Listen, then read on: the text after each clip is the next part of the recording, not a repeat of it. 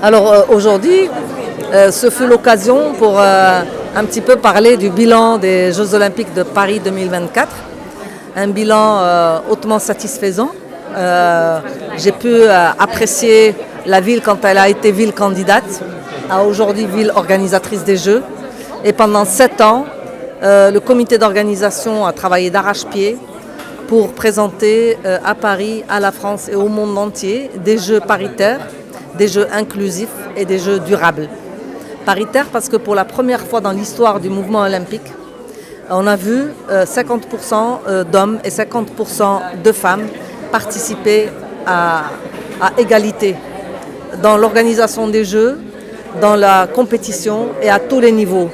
Et ça, c'est hautement rassurant pour nous, sachant que le fondateur des Jeux Olympiques modernes s'appelait le baron Pierre de Coubertin, qui ne croyait pas au rôle de la femme. Il était foncièrement convaincu que la place de la femme dans le sport est inesthétique, inacceptable et inappropriée. Et voir la femme aujourd'hui battre des records du monde, la voir pousser toutes les frontières, toutes les barrières et tous les murs pour montrer sa présence et dire oui, je suis capable, oui, je peux arriver à l'excellence. Et donc, pour ça, Paris, je dis à Paris et aux Français, chapeau bas, parce qu'ils ont saisi l'opportunité de montrer au monde entier que la place de la femme est là dans le sport aussi. Aussi, on a vu que Paris a ouvert tous les sites emblématiques et iconiques au monde entier. On a vu des compétitions au Grand Palais. On a vu notamment l'escrime et le taekwondo. On a vu le château de Versailles s'ouvrir pour tous les sports équestres. On a vu également la Tour Eiffel embrasser le volleyball, beach volleyball, et ainsi de suite. La liste est longue de tous ces sites emblématiques qui ont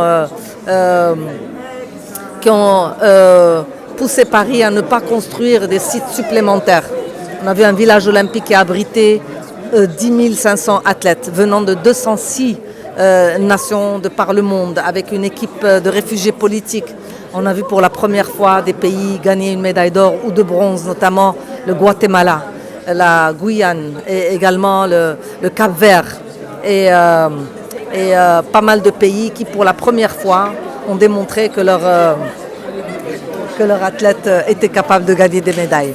En tous les cas, très heureuse d'avoir partagé cette expérience vécue en compagnie de bénévoles marocains qui étaient venus également servir la cause sportive et le bénévolat.